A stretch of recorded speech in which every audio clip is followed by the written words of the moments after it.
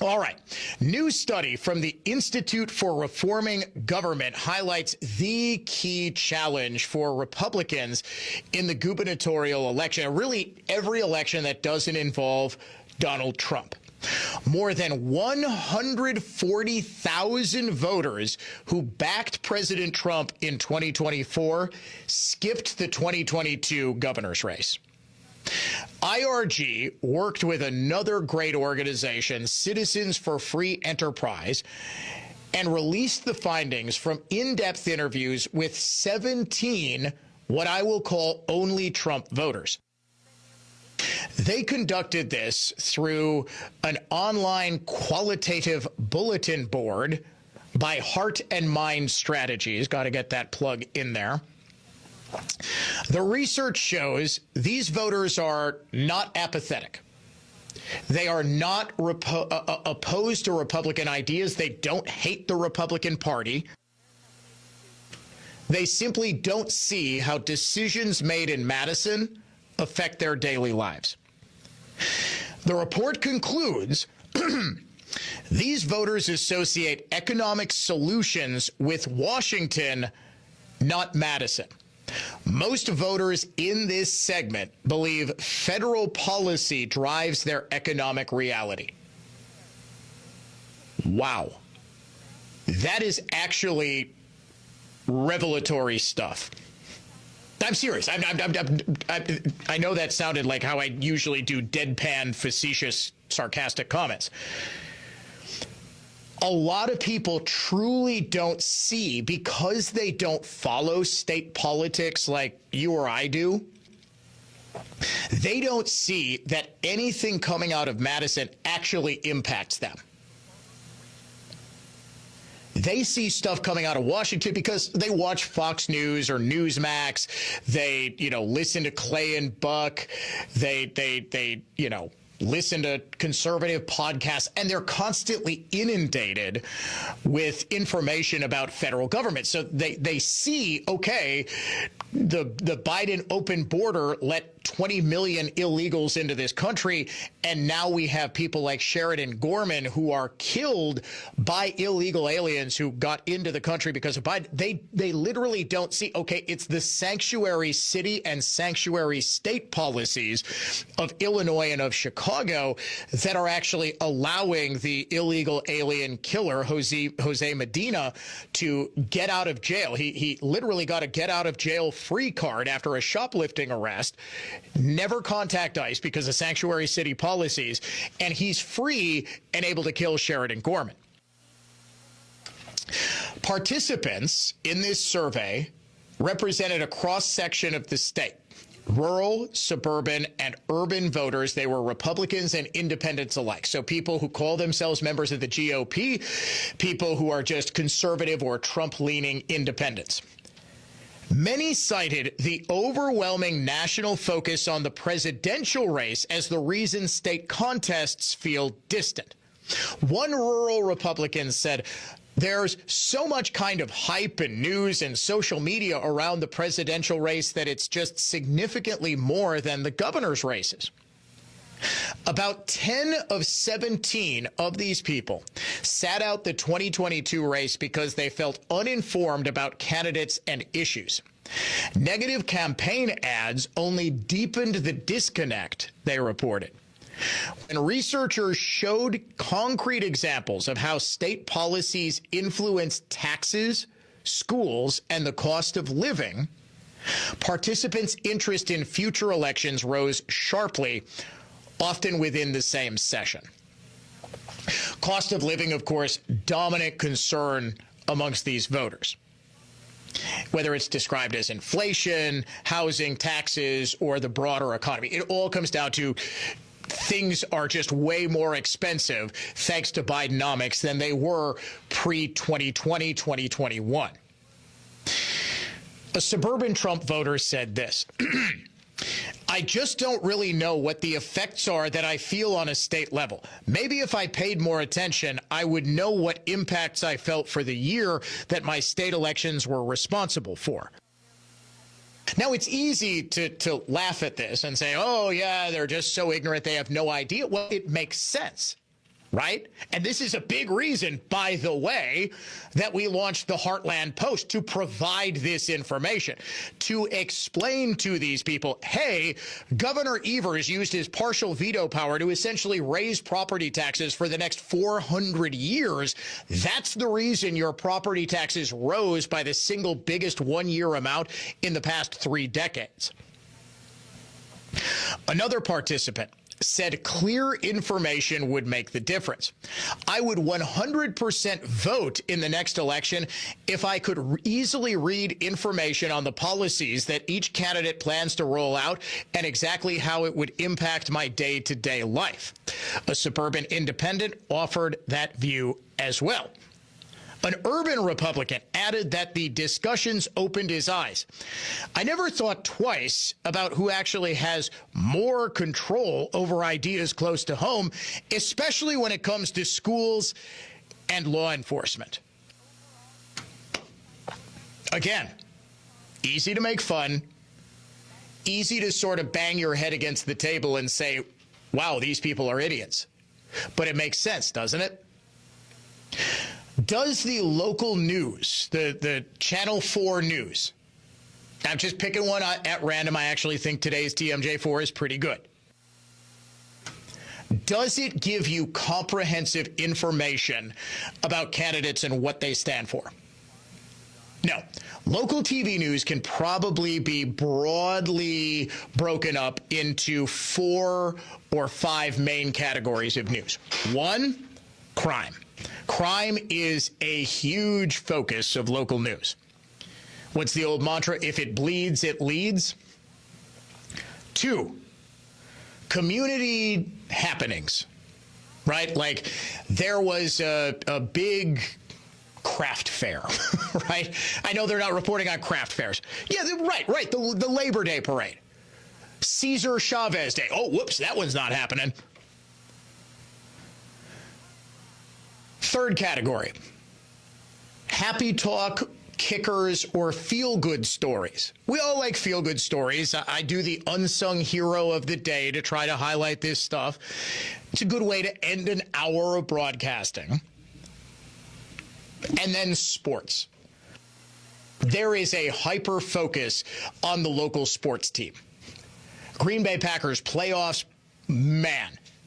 Especially if it's the station that's carrying the game for obvious reasons, you will have first of all, you will have one reporter who's at the game, okay? Second reporter who is also at the game in a different part of the stadium.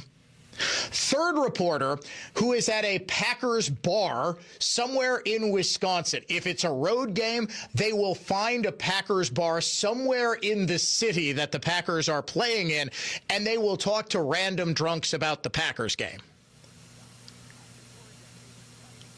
Then you've got weather, then you've got traffic, then you've got all the other stuff. Tell me I'm wrong about your local news. When do you actually get discussion? When do you actually get information about policy? Yeah, Sundays with Matt Smith and Jaron Jordan. Up front is pretty much it.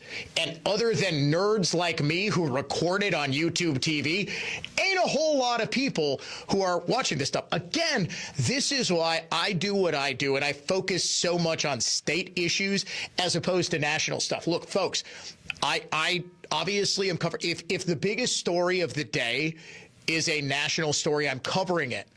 But the reality is you can get national conservative analysis anywhere. I'm one of the only games in town when it comes to analysis and exclusive reporting about Wisconsin. That's why I do what I do. That's why the Heartland Post is doing what it does.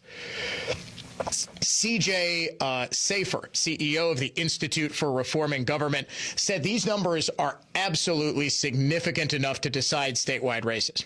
He says in this report, more than 140,000 Wisconsin voters showed up for the presidential election for Trump but skipped the governor's race. This research makes clear that when voters understand how decisions in Madison affect their taxes, their schools, and their cost of living, they are far more likely to engage. Amy Loudenbeck, Wisconsin State Director for Citizens for Free Enterprise, emphasized the opportunity. These voters are not disengaged, they're disconnected. That is a great quote. Great quote. I like Amy Loudenbeck a lot. I met her a couple of times. I love her because of this quote. That is exactly it. They're not disengaged. They're disconnected. They care deeply about issues like affordability and the economy, but too often associate solutions with Washington instead of Madison. The opportunity for candidates and policymakers is simple. Make the impact of state government real, relevant, and easy to understand, and turnout will follow. Report offers 3 easy recommendations. Clearly link state decisions to everyday costs. Close the information gap with straightforward materials. And turn relevance into actions. Most participants said they are likely or at least neutral about voting in 2026, but very few are paying attention. Yet you can read the results of that study exclusively in the pages of the Heartland Post, or it's one page, it's a web page. We don't actually have a physical Heartland Post. I don't have that kind of money to actually run a printing press. We got enough money to run a digital news organization. We are always looking for more support to run said digital news organization. No, we are not. We are not going to be the. We are not going to be the one entity. Yes, let's get into print media. No. You can find it heartlandpost.com. And I have got some recommendations of my own based on this fantastic IRG study. We will get into that coming up next here on the Dan O'Donnell Show. Institute for Reforming Government are great friends. They are a fantastic organization. They put together what I can only describe as a blockbuster report.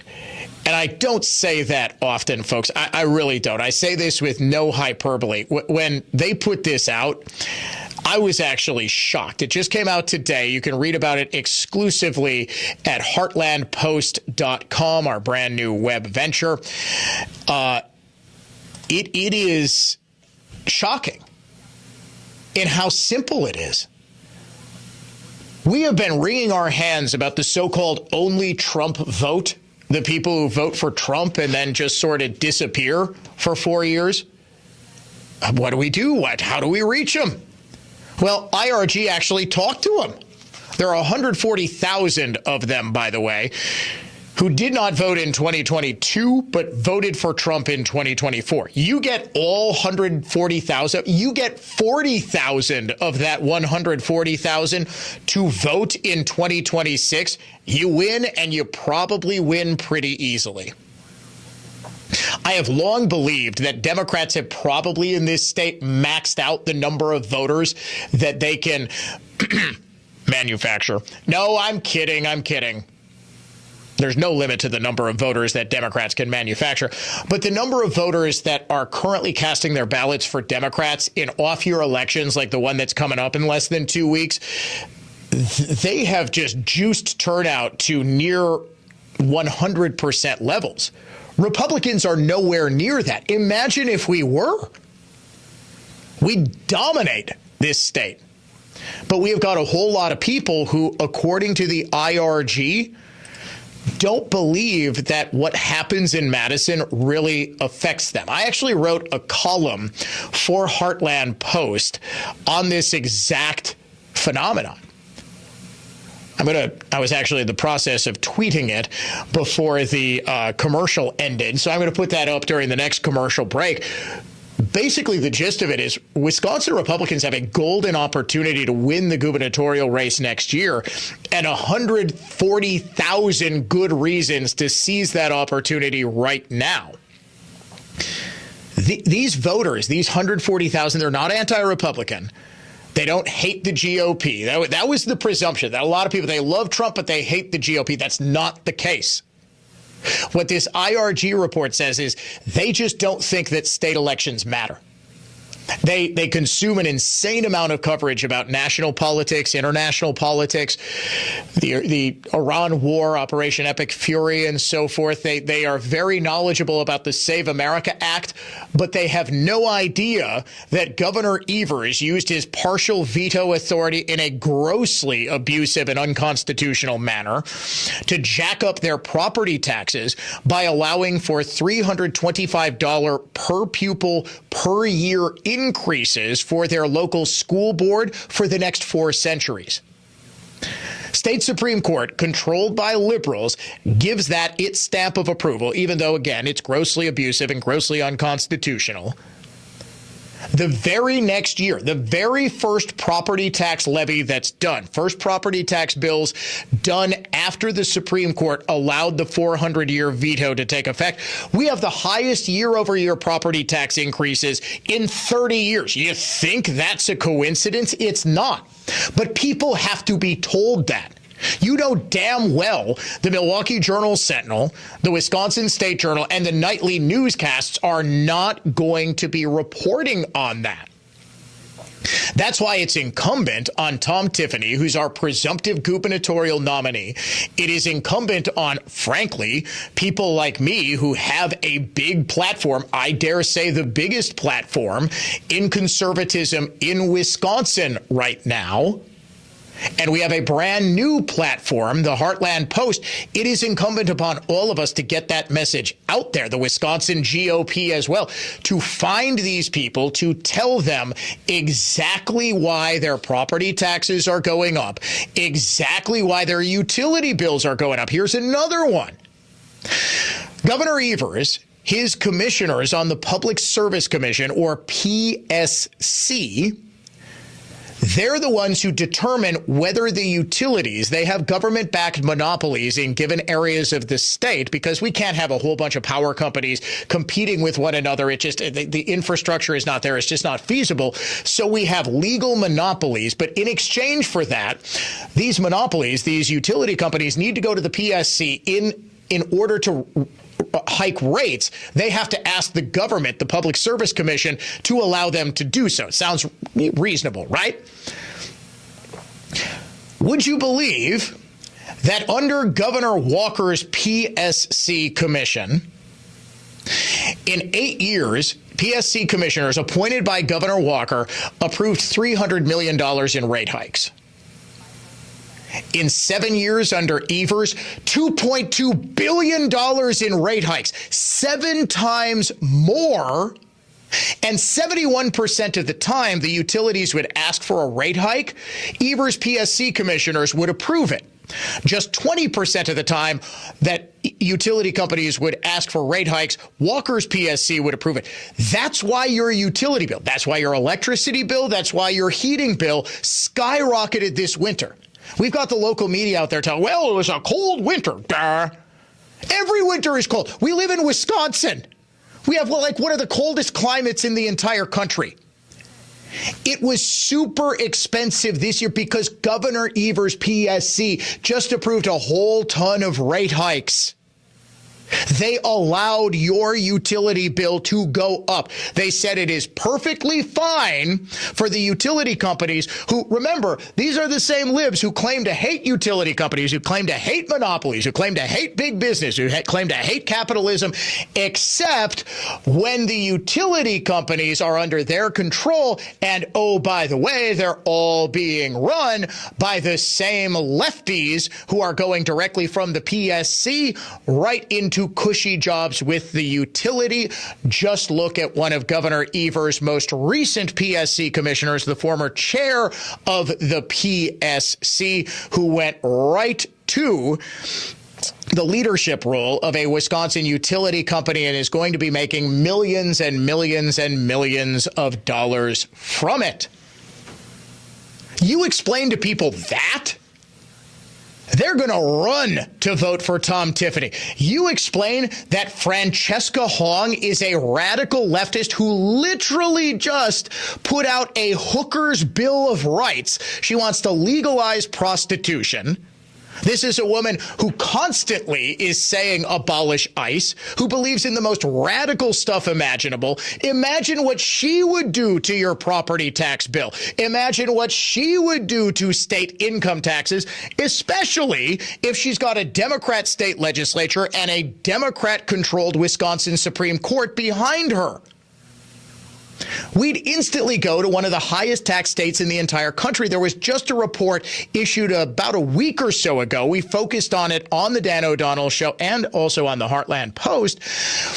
On Wisconsin is now the single most unaffordable state in the upper Midwest because the cost of government, total cost of government and total cost of housing is higher even than Illinois and Minnesota. It's hard to believe, but it is true. Why? Because of stuff like this from Governor Evers, because of stuff like this from Democrats who just are going to jack up every bill they can possibly find in this state to fund their ridiculous left-wing social engineering projects while you serve as their piggy bank. Read my latest column up at the Heartland Post, heartlandpost.com. When we come back, a little opening day preview. It's an unofficial state holiday in Wisconsin tomorrow. We'll break it down next.